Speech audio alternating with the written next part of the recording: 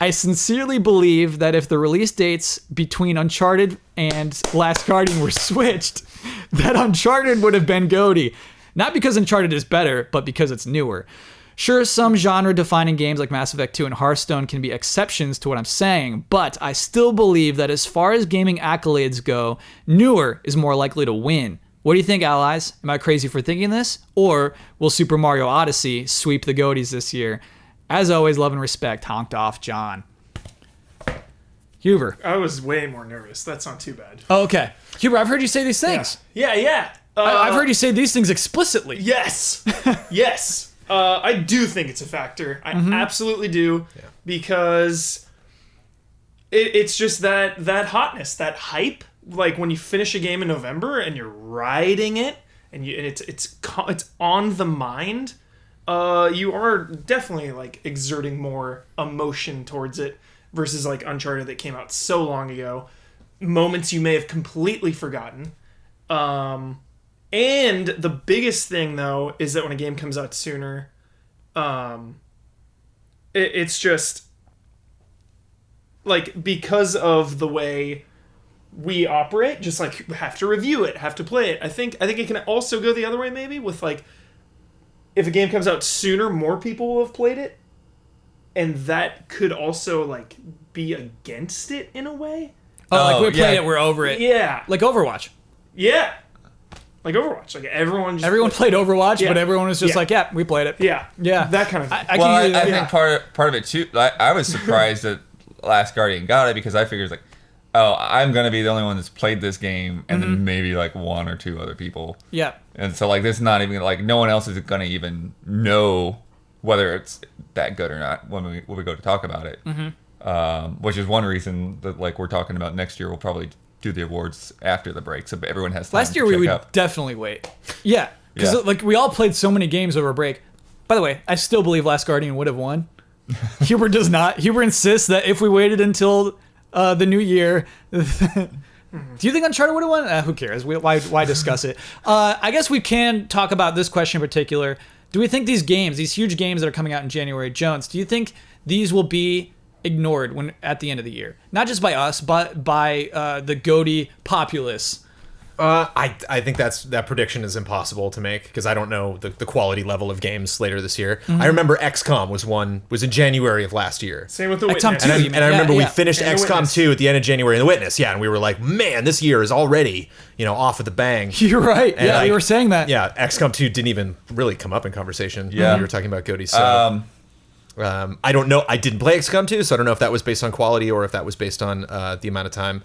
I think it is a factor. I think it's not always going to be the biggest defining factor. I think if you still have a mediocre game released early in the year and a better game released later in the year, like that better game is going to get more hype. And like I said, or like, kind of you were hinting at, if a lot of people play a game early in the year, that can be a bad thing or it can be a good thing because then word of mouth, gets around and you have a game like Inside that, like, when it launched, didn't really have a ton of hype and they just kept building it and building it and building it and That's building it. a very good point, Jones. Whereas like if Inside got a came lot out of attention. December 2nd, I don't know if, a lot of people really would have Fantastic mentioned point. it. Absolutely. You're completely right. So I think it depends on size, depends on the type of game it is, if it's a multiplayer game or like more single player. And I know that, Uncharted has a multiplayer thing, but I think for a lot of the fans, they were just like, how does this end, especially because the moments they highlight in that game are really focused on longtime fans.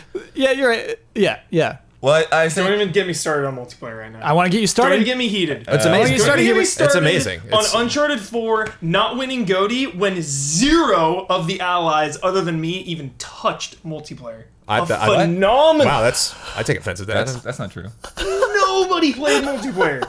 What? Like madness. Long enough to like get you dive in. Long enough to I didn't dive into the multiplayer, but I did multiplayer than probably pretty much any other multiplayer. But did you played a bunch of matches? Huh? You played a bunch of matches? I mean, I played here and there. I definitely had. But I don't play multiplayer games like that. I don't do this weeks at a time multiplayer thing. Yeah. How much time would Blood Earth have to play for you to appreciate his understanding? Enough to know the intricacies of balance and loadouts at least, like bare minimum.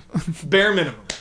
Because that stuff's important. That's design. That is what the best Yeah. video game is all about of the year. It's a huge thing. Not just like diving in and playing, like played a couple matches, oh it's fine, like whatever, not really my thing, but like diving into that stuff and like seeing the balance, seeing how much different it is in the campaign, like, you know, Overwatch, like I'm no expert because I've barely played enough Overwatch to really know how each hero works. Which is crazy because you've played a ton of I've Overwatch. played a ton, but you've like, played hours and hours. That's so different because Yeah. it's like way more going on than Uncharted Force multiplayer. But still, there's a lot there that I feel like slid under the radar. Why? It's my rant. Do you think why? Because Uncharted 4 is about its story. It's about Yes, absolutely. Nolan North. Like Jones was saying, like people just want to know how it ends. You know? That's just Yeah. the main Like, get reason through they it. were hyped for that. Like Yeah. reason number one. Yeah. yeah. And Yeah. it's like it is too. It's like when you burn through a single player to like get to the end and the credits roll, you're like, all right, I'm so satisfied right now. Why do I even want to dive back in? Like, why do I want to go play multiplayer? Mm-hmm. Yeah, I mean that's basically what happened with me with The Last of Us. Mm-hmm. Like, yeah, that was great, and I'm there, I'm done, and I'd heard that Last of Us has great multiplayer, and I Really? never once jumped into. Intense. Oh, it's so Yeah. intense. Many allies have recommended, so different. demanded even that I go back and play. Using a bow and arrow was sick. Yep. Sniping someone across the map. And not even, dude, just being in a hallway. Yeah. Hubert made me do some matches of Last of Us one night. Forced. We had a good time, but Yes. I can't take the stress of that. It's too stressful. Like, is Ian gonna bring up Neo for Game of the Year at the end of the year? Yeah. Like, Yes. is Huber gonna bring up RE7? Like, Yes. yeah, depending on, or For Honor. Like, yeah. I have Yeah. a feeling these games are gonna resurface just because of the members of our group that are championing them. Because the thing is, it really, I don't know, it's such a case by case thing because, yeah, you're talking about XCOM 2 versus Witness, and like Witness was probably gonna be my pick until I played Last Guardian, like, and it did make it to a lot of people's lists, and I think it stood out so well compared to XCOM 2 being a sequel and just sort of improving on the formula that was already there. Like, even though it was like super good, and then the same team bringing up Civ 6 that year, like it's almost like people like picked one or the other when it came to that. Which I don't, it's probably not fair because the company put out two really great strategy games. So I don't know. It kind of goes both ways, but I feel like in a way, something like The Witness or Inside that's pretty different stands out easier than a sequel that, off the top of your head, kind of feels like more of the same, even if it is like super good. Yeah. I'll agree with that. It's funny. It's a common theme. And, I mean, yeah, I can see where Uncharted would suffer from that. Huh. I see it. I agree with you guys. Yeah. Well, I mean, Still it does needed suffer from that. I mean, there are a lot of Yeah. comments that'll say, "Oh, Uncharted was just the same thing." And I'm like, they changed a whole heck of a lot of stuff in there. Yeah. It does not really play like the past games, but Yeah, that does get to me. I just did a Ben right there. Do you know when Ben's like, I could go off on something right now, but I'm not going to. Ben stops himself. Yeah. So much. Me too. I'll just stop myself there. Yeah, cool comments. Huber, glad to get you heated every once in a while. Okay, let's do a game. Baited me. I don't think Honked Off John meant to bait you. You baited me. I saw that comment. I'm like, oh, this is good for Huber. Getting me riled up. Get that platform. Hooked Okay. off. Let's play a game. I'm going to abbreviate this. Allies, hello. First time caller, long time listener. I'm going to list 5 North American launch titles for 5 home or handheld consoles. The titles will go from obscure to dead giveaways. It will be the panel's sworn obligation to guess what console these games are for. So it's kind of like that one we did with environments. I'm going to say a word, and then you guess which consoles are. If nobody gets it right, I'm going to give you another game that came out on that console, and then you make another guess. If nobody gets it, we keep going. Presumably Okay. at 5, you're going to know which console we're talking about here. Anyway, enough with the launch formalities. titles. Yep, launch titles even. Okay. I just want to say I love what you all do and appreciate your jolly vibes, and I hope all the success for your future selves, love, respect, and content experiences. The actor Wesley Snipes. Thank you, Wesley Snipes. Okay, here we go. ESPN International Track and Field. Any guesses? Okay. Just shout it out if you got one. Eternal Ring. Oh my. Oh, that's the PC. Yeah. Sounds like Saturn. Yeah. Wild Racing. All right, I think this next I one's going thought to give this it would away. be easy, and it's Saturn? not Not Saturn? going. Time Splitters. PlayStation 2. PlayStation. Oh, Two. Bloodworth got it Yeah, first. Nice, Blood. Time Splitters. Yep. Yeah, I thought that one. Okay. This one I think is easy right from the start. We'll see if you all get it. Funky Barn. Funky Barn. Oh, okay. All right, we're gonna keep going then. Ben 10 Omniverse. Game GameCube. Boy Advance? Nope. Oh, this next one. Tank. Wii U. Yes. Bloodworth, 2 points. Bloodworth. You don't remember Funky Barn? That was like, let's make fun of the Wii U because one of its launch titles is Funky Barn. No. Oh, okay. I don't remember that. Yeah. That I was, do remember Tank. Wow, Yeah. Funky Barn and now Milk? Whoa. Full circle. Nintendo, grow up. Foreshadowing, dude. Okay. Oh boy. This is okay. Now we're getting serious. Here we go. All right. Space Panic. Ken Ustin's Blackjack / Poker. All right, this is gonna date us. PSP. Here we go. Burger Time. Oh, my. Now we know what era we're talking about.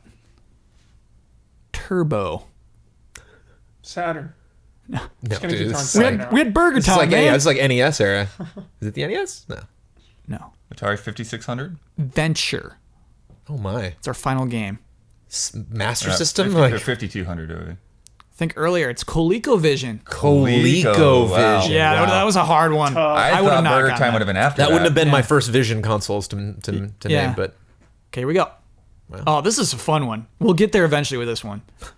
Sherlock Holmes, Consulting Detective. okay. Dreamcat. Don't take back guesses. Shout them out there. Soul Feasts. Marky Mark, Make My Video. PlayStation 1?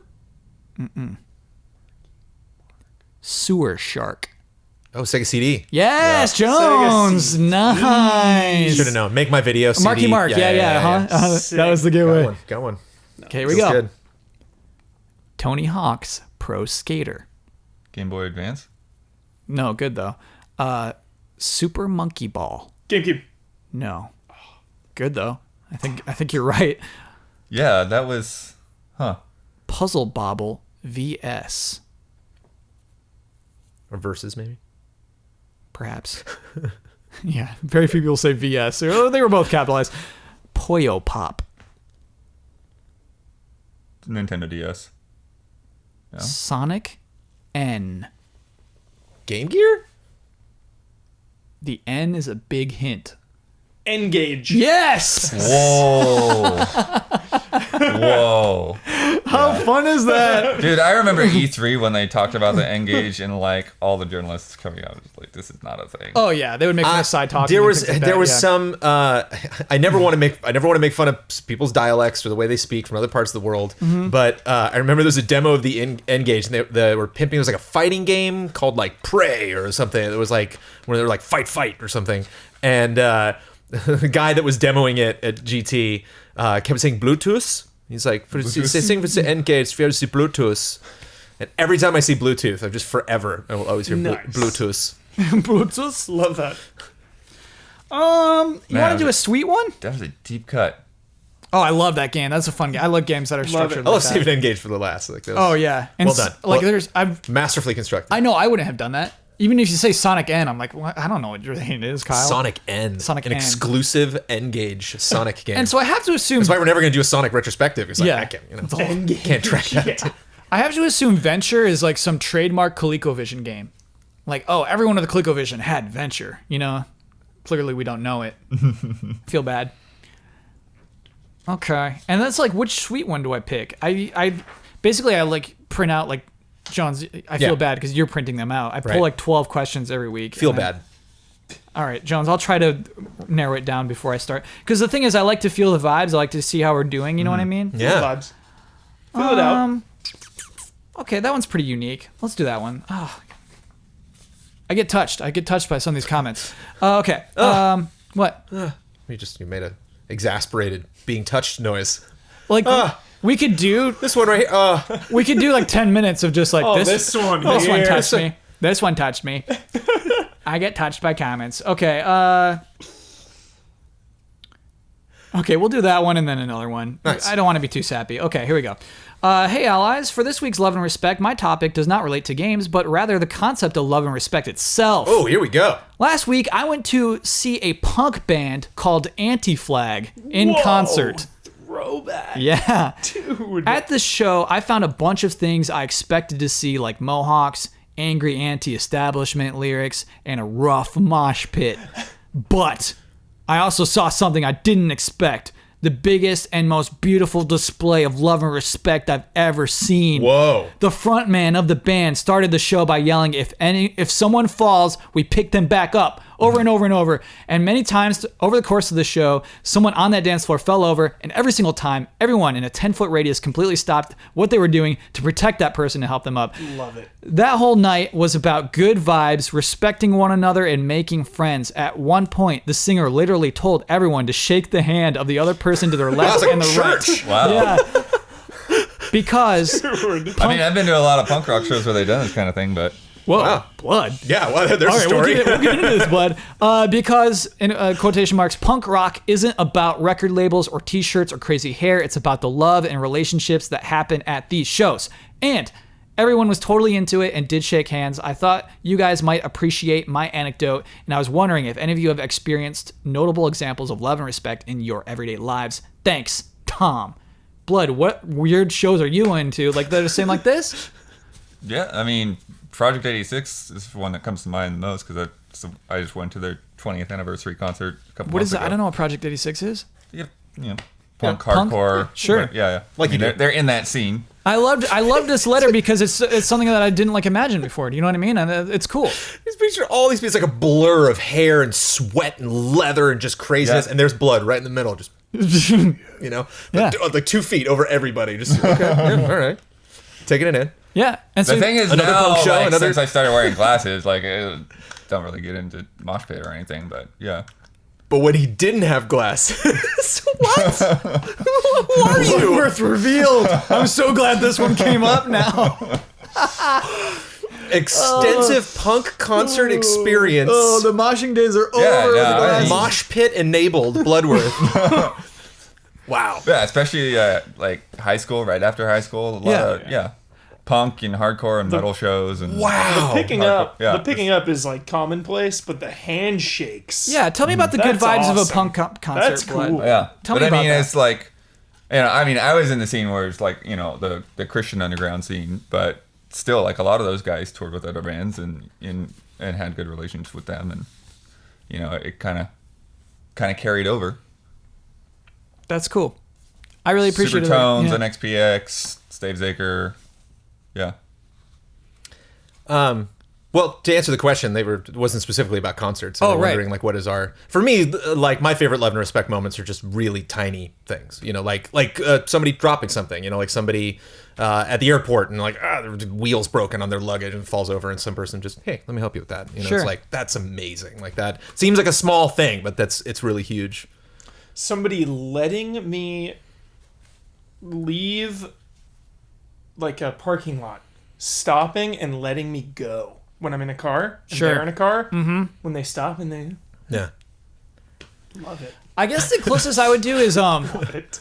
something that was really weird for me coming out of college, where like a lot of my jokes I think were like negative and like dark. I was like, I like to write dark jokes because I'm like depressed, dude. So it's like, Can you write me all a right. dark joke for next week? Write you a one. dark joke? I want you to write one Oh man, dark joke. no, that's a lost bet though, right there. Like Come like on. like I wanna hear one. Bossman's like dark comedy special, Yeah. like the Bob you know how Saget you made version me- of a Kyle Bossman You know how you stand up. made me do original stuff? Yeah. It's like, Kyle, I'm gonna make you do your stuff from college. dark joke. Yeah. So going into improv was weird because improv is about love and respect. It's completely different from stand-up. And it's weird like going into these classes where it's like, okay, we're just going to wander around in a circle and now just like be an animal. And at first I was like, this is dumb. I'm too cool for this. Yep. And they wear that down on you. You lose that, and because you're all being stupid, dumb people. and you learn to love being a dumb person. That's basically where I learned to love my dumbness.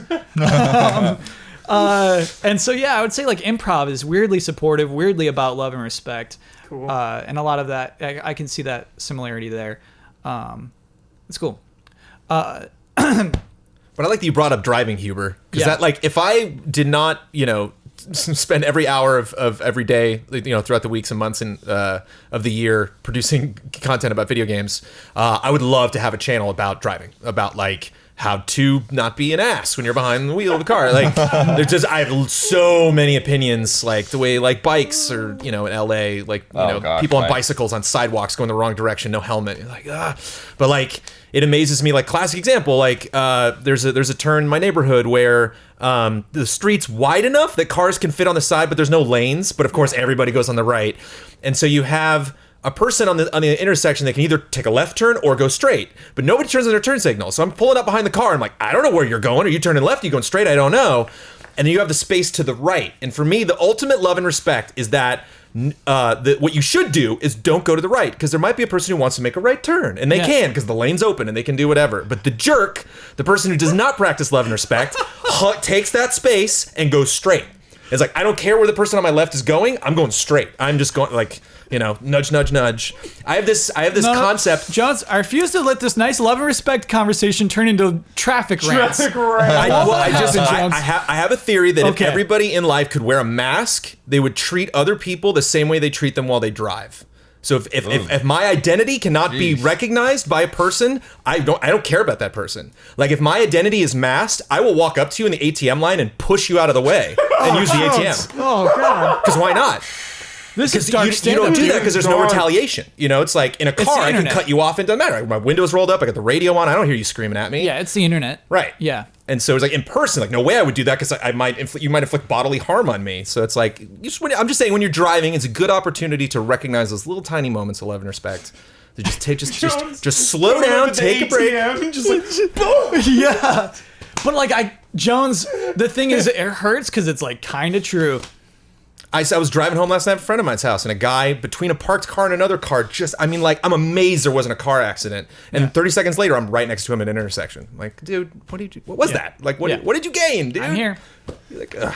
All right, let's do a quick one.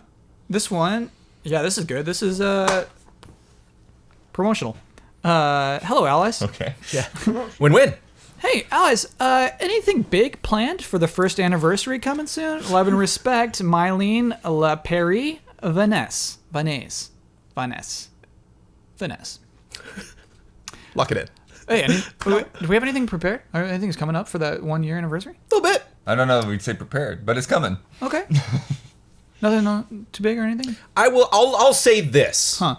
The Easy Allies are going to put on a show. At That might be PSX, saying too much. At PSX, we had a meet and greet. Uh-huh. You came, we were there. Yeah. You were there, we were there. Yeah. Stuff was there. We all hung out and had a great time. Yeah. This will be more than that. This will be a little more established. This will be a performance. Of sorts. I like Easy Allies when they talk about video games. They're probably not good at performing. I don't think that'd be something I'd be... There's only one way to find out for real. We won't know. They won't know. Yep. Nobody's going to know. Yeah. Until March 21st. Whether that's a true statement or not. Cool. I like that.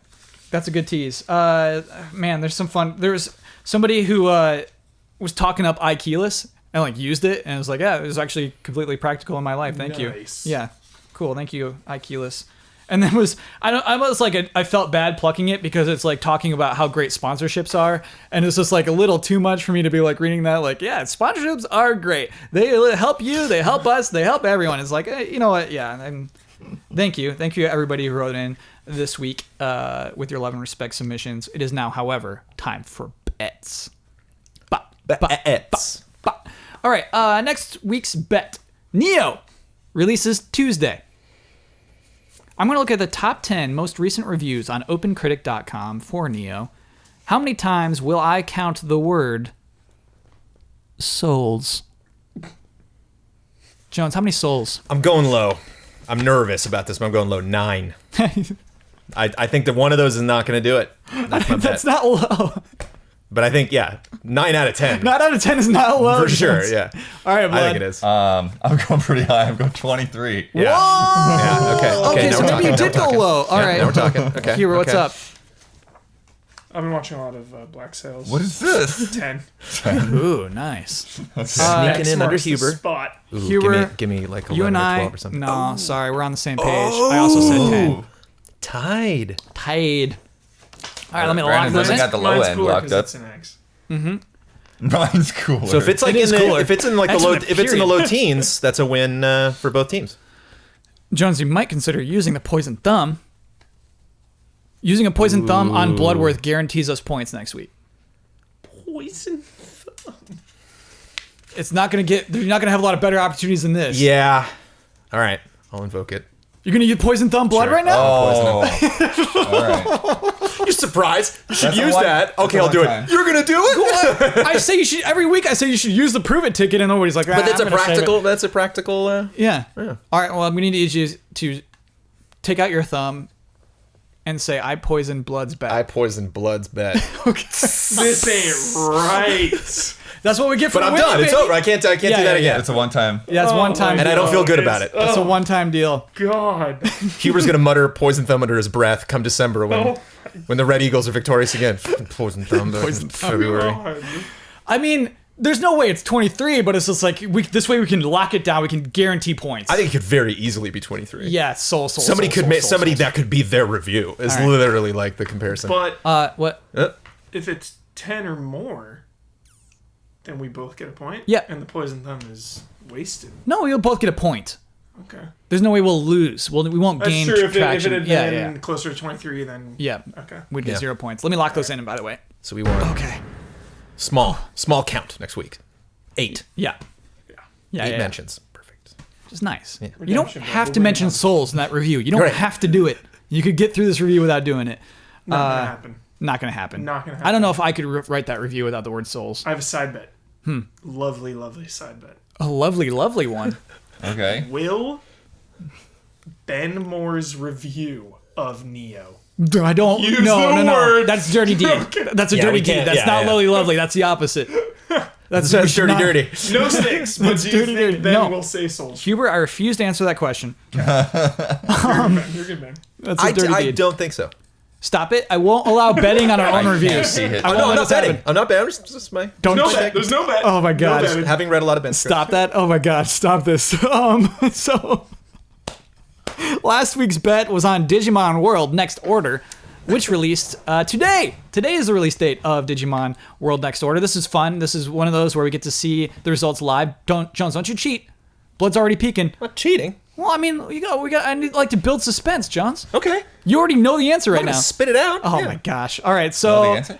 yeah, how many views will the launch trailer have at this point from the Bandai Namco official YouTube channel? At this point last week, there was not a trailer posted yet, so we had no idea. Jones, you said 2,000. Damiani said 45,000. Brad said 50,000. I said 31,270. Jones, how many views are there on the release trailer if there is a release trailer? 16,899. I think that is Did a. Jones win?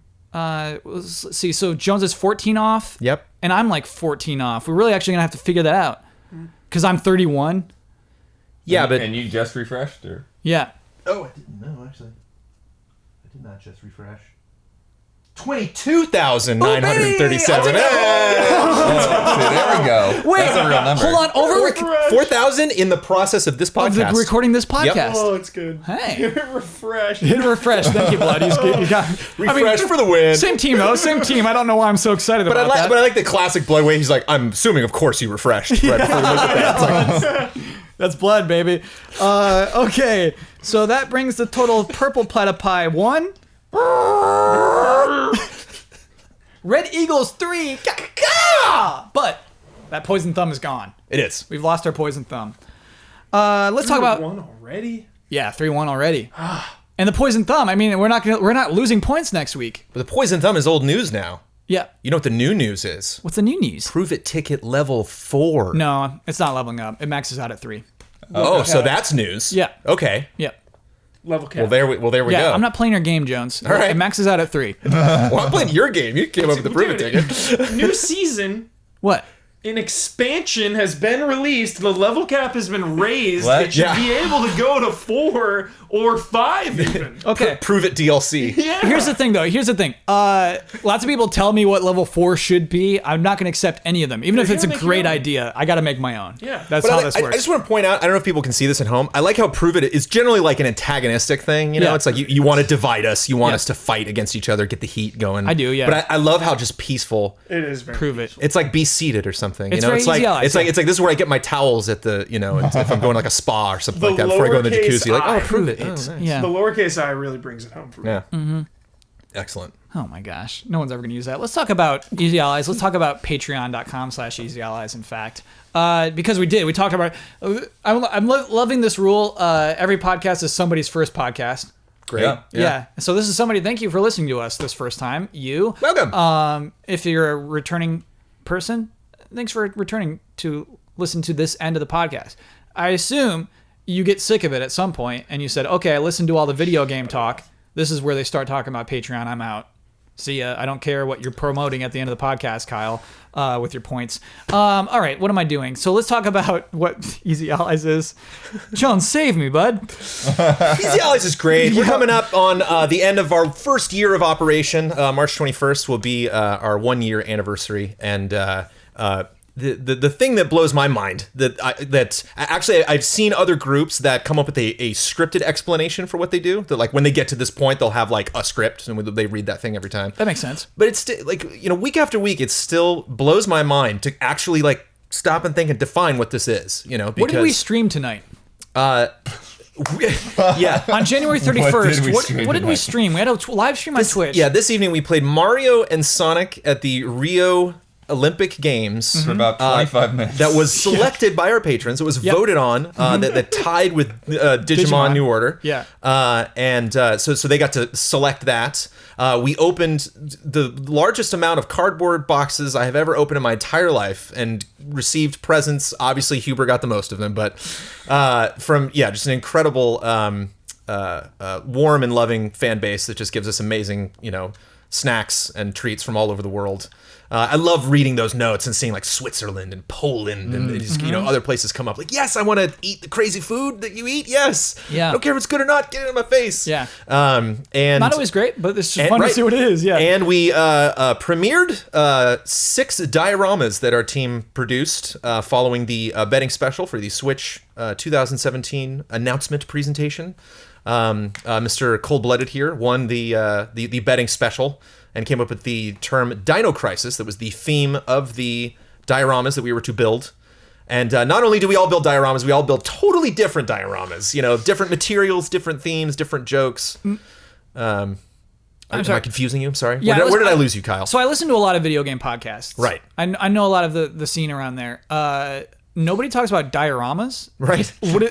Do you mean like what people make in middle school? Yes, a diorama is a scene typically placed in a shoebox tilted on its side, so you're kind of looking into a window into another world. Okay, I'm a listener of this podcast. Are you middle schoolers? Are you children? In a way, yeah, that's kind of what we strive for. Yep. Somebody very recently, I keep coming back to this, compared us to '90s gaming journalism. Sure. And I want to stick to that. Yeah. that sounds fair. great. Yeah. if that's a goal that we can strive for. We made a bunch of dioramas. That's But so the thing dumb. is, and it's so fun. And when they we were were so at Game good. Trailers, we were constantly thinking about, what can we do that'll be successful? What can we do that'll really earn? What can we do that will be better than our competition? How can we beat them? Yeah. And like nobody beats anybody with dioramas. Like that's not something we're not like getting the edge there. You know what I mean? It's not like you solved it. It's like we really just genuinely had a fun time and really appreciated the work that the other people in our group produced. And so having that be your job.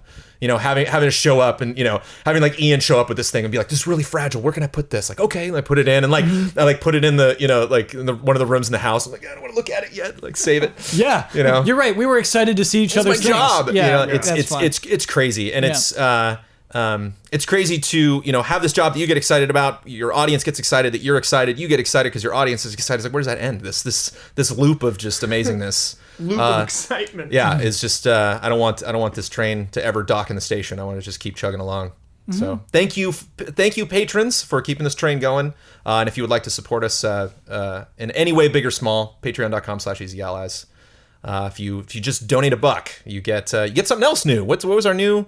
There was a new, was with it for the anime podcast or something. I don't think we're allowed to announce it. Brad, yeah. Oh, okay. Brad hinted, but we don't know what Brad is. So, yeah, there might be some kind of exclusive that you can get only if you're a patron. Yeah. You also get Cup of Jones, which is a show I do 2 times a month if I'm lucky. Me and Ian sent out our fan mail. Oh man, I'm finishing January without doing a Cup of Jones. Oh my god.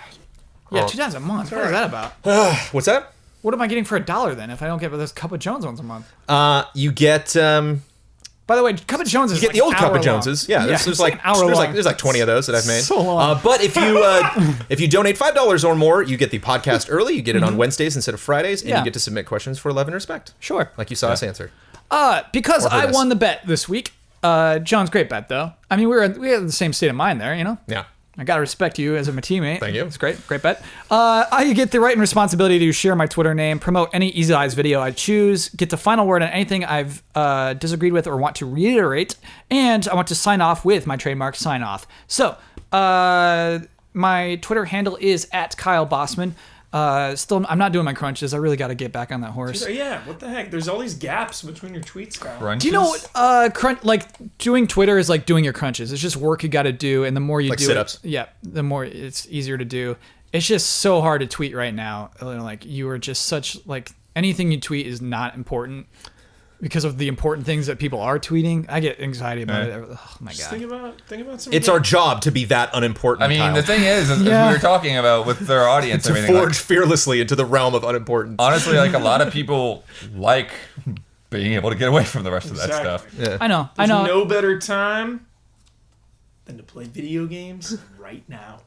Hop in. I could easily make a counter argument that there's no better time to stop playing video games. It's like, oh well, I'm not doing it, not touching it. Okay, Kyle, find yourself. The Easy Eyes video I'd like to promote.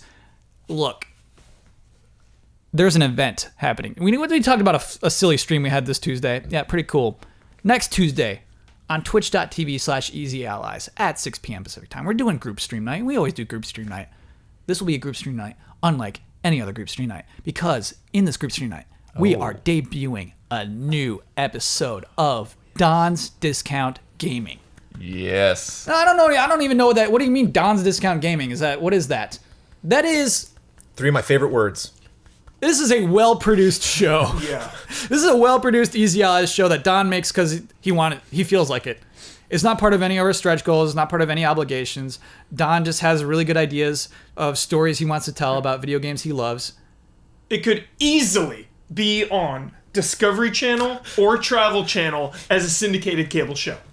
Don's Discount Gaming, weekdays at 5 They can't have it. They can't have it because it's more we know unique what than to that. do with it. It's more unique than that. It's a higher quality because it's got this weird surreal level to it that I love too. Just some guy living in a tiny door. Like I love. Oh, it's so good. Don's Discount Gaming is very, very good. It's coming back next week. You can watch it live with everyone else for the first time ever. Us too. Next Tuesday at 6 p.m. Pacific time on twitch.tv/EasyAllies. But after that point, it'll be up on our YouTube page at youtube.com/EasyAllies. That makes me so happy. I have a tournament prize worthy of Don's Discount Gaming. Oh, yeah. So I should say, get ready. It's not just happening next week. Every Tuesday of February, we're debuting a Don video. Pretty cool. I'm excited about that. And I kind of want to do more things like that into the new year, is making an event out of group stream nights and finding new ways to do cool things. Which we did tonight. I feel like that was cool. Okay, anything? Final word? Final word. Prove It ticket rules. I'm so sick of people getting the privilege of the Prove It ticket. Blood looked at Huber and said, Huber, I've played a bunch of Uncharted, and you didn't even throw him the Prove It ticket. Yeah. You looked at him, you had a disagreement. Huber said, no, you didn't. You didn't play enough Blood, and then you just let it slide. I would have had Blood prove it. The Prove It ticket man. Show me is some so loadouts. good. Yeah, the Prove It ticket is so good. It's just bums me out. Bums me out that people just like to hang on to it. What do we call it? What did Ryan Stevens say? Analysis paralysis? Yeah, it's just like Maybe an item in an RPG that nobody wants to use. Like, I better save my potions. Okay. Okay. And then I'm going to sign off with my trademark sign off, which is of course Tomorrow is forever all ours.